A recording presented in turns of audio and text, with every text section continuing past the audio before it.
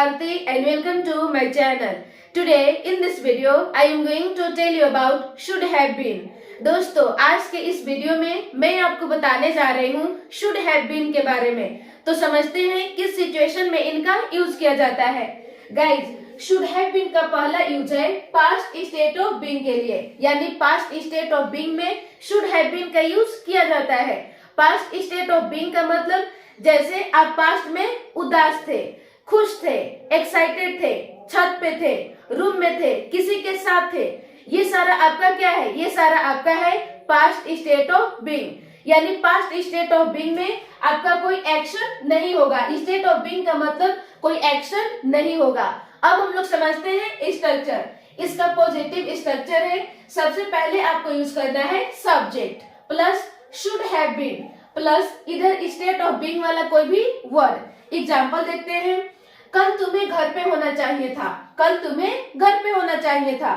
तो सबसे पहले दोस्तों अकॉर्डिंग टू स्ट्रक्चर आपको क्या यूज करना है? सब्जेक्ट। तो इस सेंटेंस में गाइस सब्जेक्ट आपका क्या है? सब्जेक्ट है तुम्हें, यानी यू। इसके बाद यूज करना है should have been. Should have been plus state of being वाला वर्ड घर पे, एट होम। कल एस्टरडे, कल तुम्हें घर पे होना चाहिए था। You should have been at home yesterday. अगला सेंटेंस है उसे कमरे में होना चाहिए था, उसे कमरे में होना चाहिए था। तो दोस्तों अकॉर्डिंग टू स्ट्रक्चर आपको सबसे पहले क्या यूज करना है? सब्जेक्ट। और इस सेंटेंस में आपका सब्जेक्ट क्या है? सब्जेक्ट है उसे, यानी ही। इसके बाद पुट करना है should have been. Should have been. फिर पुट करना है स्टेट ऑफ बीइंग वाला कोई भी वर्ड कमरा में, in the room. In the room. उसे कमरे में होना चाहिए था। He should have been in the room. उसे खुश होना चाहिए था। He should have been happy. उसे कल एक्साइटेड होना चाहिए था। He should have been excited yesterday.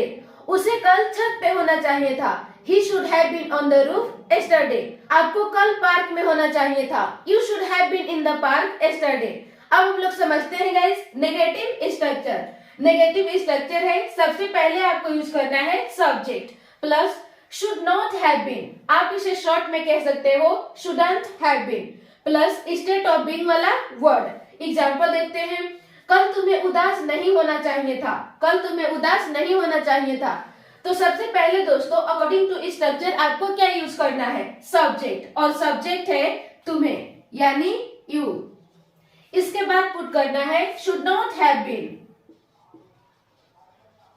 Should not have been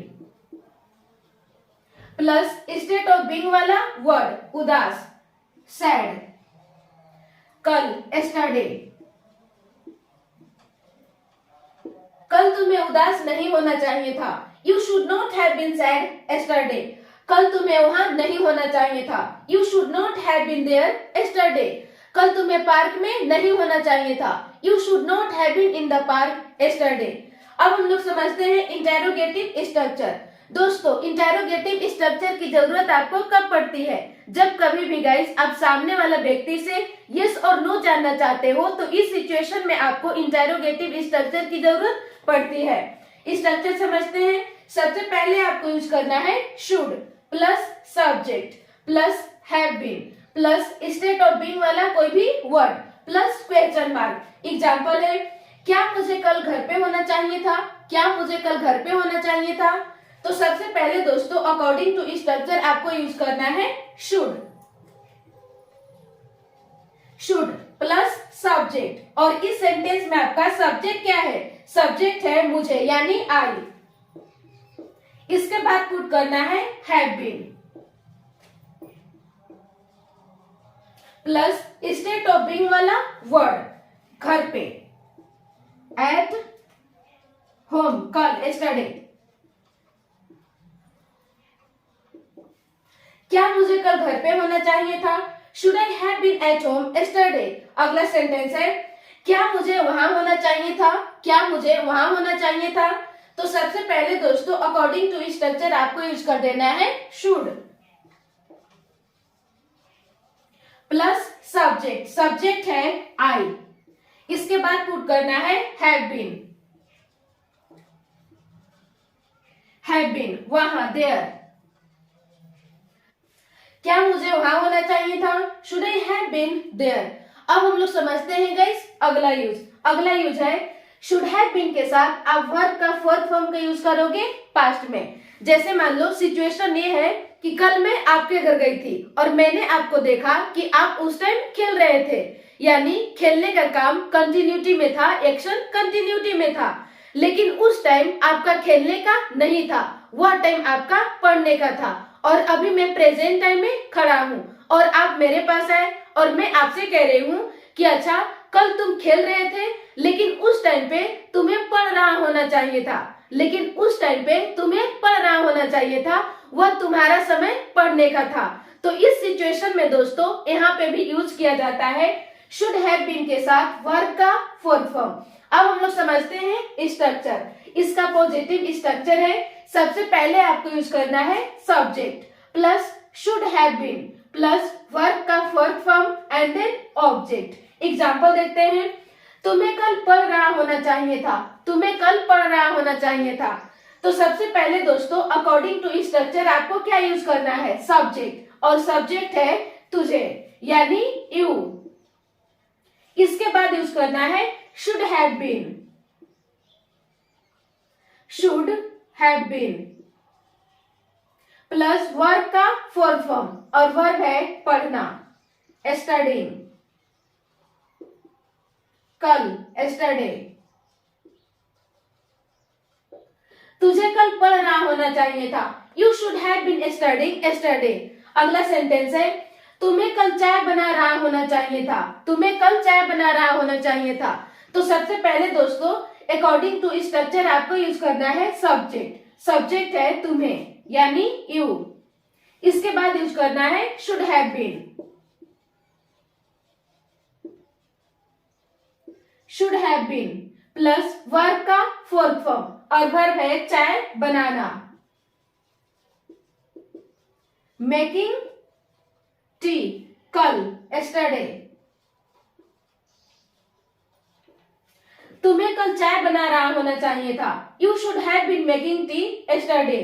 तुम्हें कल खाना बना रहा होना चाहिए था, you should have been cooking food yesterday. तुम्हें कल कपड़ा धो रहा होना चाहिए था, you should have been washing clothes yesterday. अब हम लोग समझते हैं नेगेटिव स्ट्रक्चर। नेगेटिव स्ट्रक्चर है सबसे पहले आपको यूज करना है subject plus should not have been, आप इसे शॉर्ट में कह सकते हो shouldn't have been, plus verb का fourth form and then object. Example देखते हैं, तुम्हें कल टीवी नहीं देख रहा होना चाहिए था, तुम्हें कल टीवी नहीं देख रहा होना चाहिए था। तो सबसे पहले दोस्तों अकॉर्डिंग टू स्ट्रक्चर आपको क्या यूज करना है, सब्जेक्ट, और सब्जेक्ट है तुझे यानी यू। इसके बाद पुट करना है should not have been, should not have been plus use करना है वर्ब का फोर्थ फॉर्म, और वर्ब है टीवी देखना, वॉचिंग टीवी, वॉचिंग टीवी कल एस्टरडे। तुझे कल टीवी नहीं देख रहा होना चाहिए था, you should not have been watching TV yesterday. अगला सेंटेंस है उसे कल खेल रहा नहीं होना चाहिए था। तो सबसे पहले दोस्तों अकॉर्डिंग टू स्ट्रक्चर यूज करना है सब्जेक्ट, और सब्जेक्ट है उसे यानी ही। इसके बाद पुट करना है should not have been, should not have been plus verb का फोर्थ फॉर्म, और वर्ब है खेलना, प्लेइंग, कल एस्टरडे। उसे कल खेल रहा नहीं होना चाहिए था, he should not have been playing yesterday. उसे कल खाना बना नहीं रहा होना चाहिए था, she should not have been cooking food yesterday.